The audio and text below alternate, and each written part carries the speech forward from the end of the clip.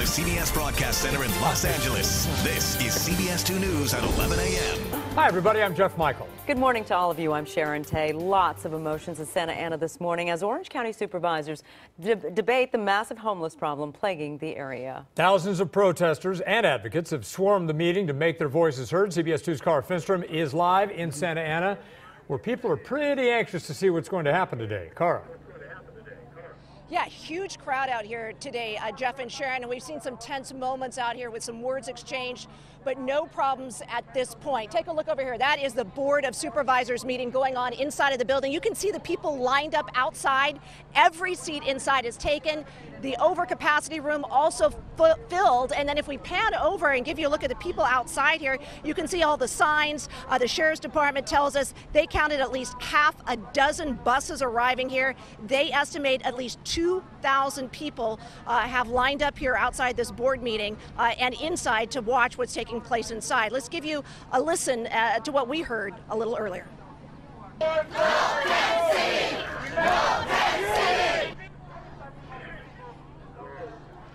Those protesters chanting "No Tent City." They are concerned about proposals the county is considering for sheltering the homeless population here. About a month ago, crews moved out people who were living along the Santa Ana riverbed. They gave them a 30-day motel voucher. That's about to expire. Now the question is, where do hundreds of those people who haven't gotten help go next? Now the county's been looking at a couple different options, including putting up large temporary tents in Irvine's Great Park, as well as possibly in Laguna Niguel and in Huntington Beach. Those proposals sparked outrage and threats of lawsuits, and one of the actions they're considering here today, the board, is rescinding that proposed plan. Most of the people here are from those communities. They say they weren't given enough notice. They weren't given an opportunity to voice their opinions. Inside, members of the Board of Supervisors have already apologized. Listen to this. I'm sorry, too. We're all sorry.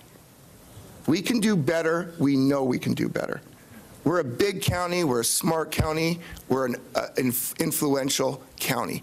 The nation is watching us. The Board of Supervisors has had a long time to figure this out.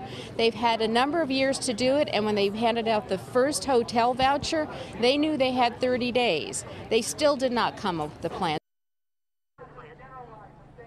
And appealing it all the way to the Supreme Court.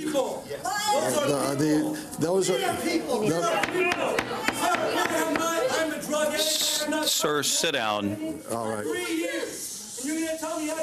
Sir, if you'd like to stay, yes. You will not do that again.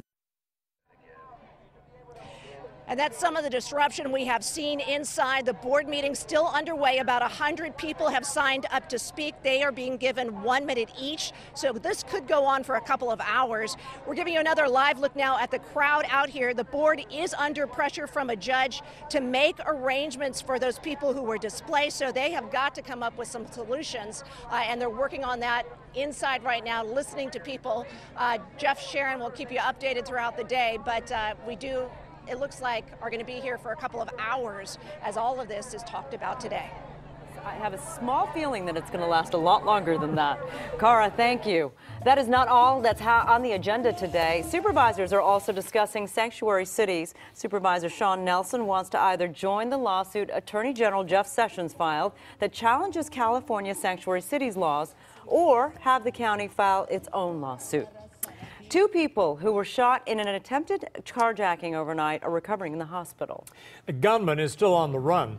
CBS 2's Jasmine Ville is live in San Dimas, where she just got an update from the Sheriff's Department. Jasmine.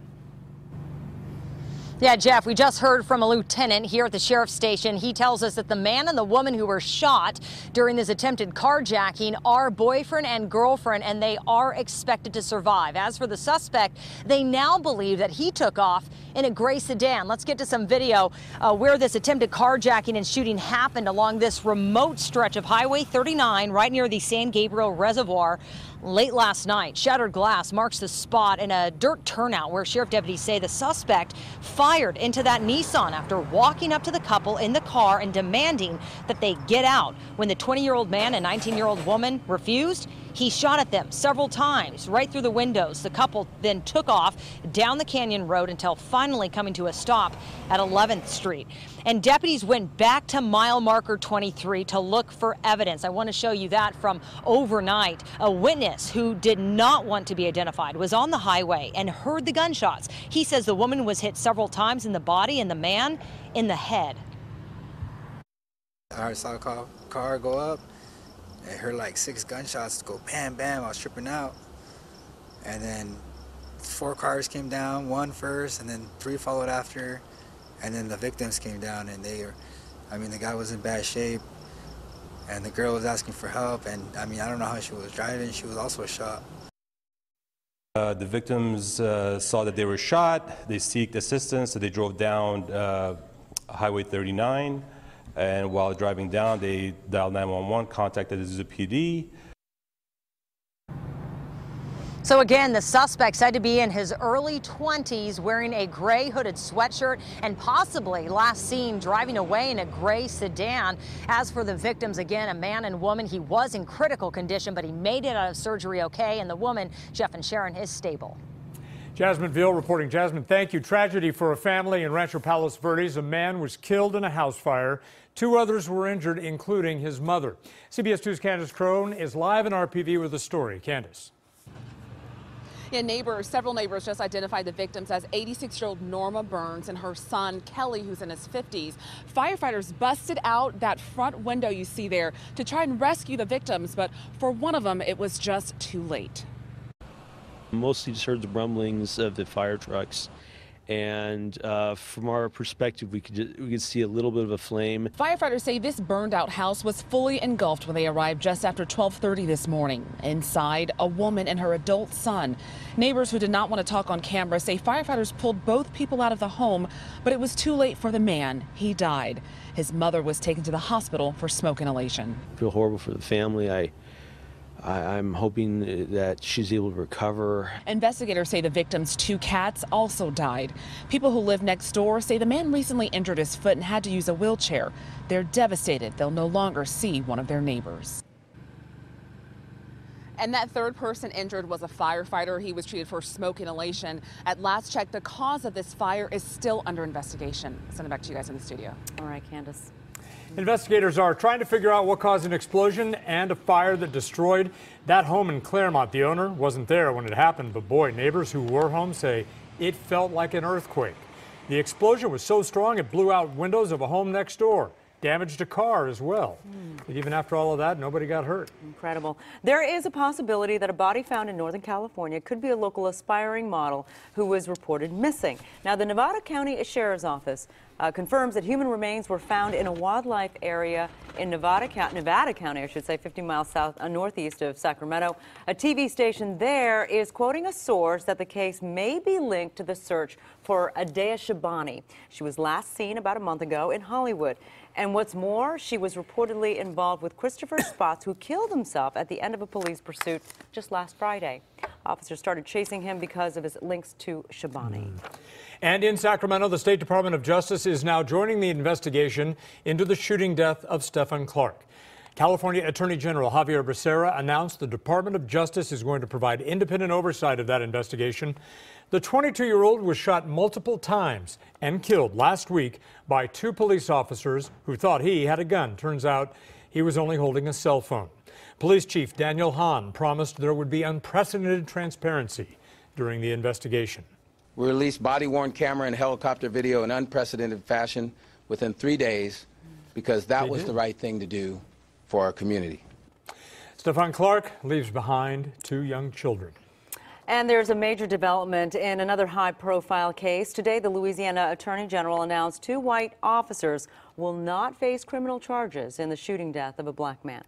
Alton Sterling was shot and killed by Baton Rouge police back in July of 2016. Now, this happened as he struggled with officers outside a convenience store. The Attorney General said a gun was found in Sterling's pocket and that the officers' actions were in fact justified. His death prompted massive protests. The former boss of disgraced gymnastics doctor Larry Nassar is also facing some criminal charges today. Officers arrested Dr. William Strample at his home yesterday.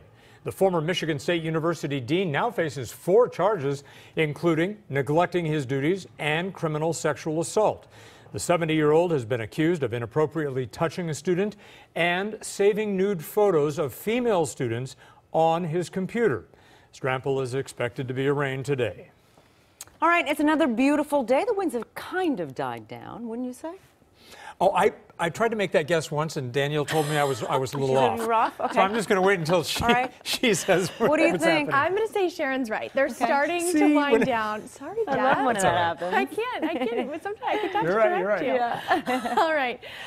Winds are starting to wind down. Now, they're still pretty strong. Wind advisories will expire at noon, but I still think some of the wind-prone areas like the I-5 corridor are going to be dealing with gusty winds for the next several hours. Temperatures are in the 60s and 70s. Winds are still out of the north, gusting 10 to 20. Some places much higher than that, like the hills of Malibu. We actually had a wind gust above 50 miles per hour, and that was just in the last 2 hours. Highs today going to be above average, lots of mid-70s, and I have some even warmer numbers to show you coming up in your extended forecast. Sharon.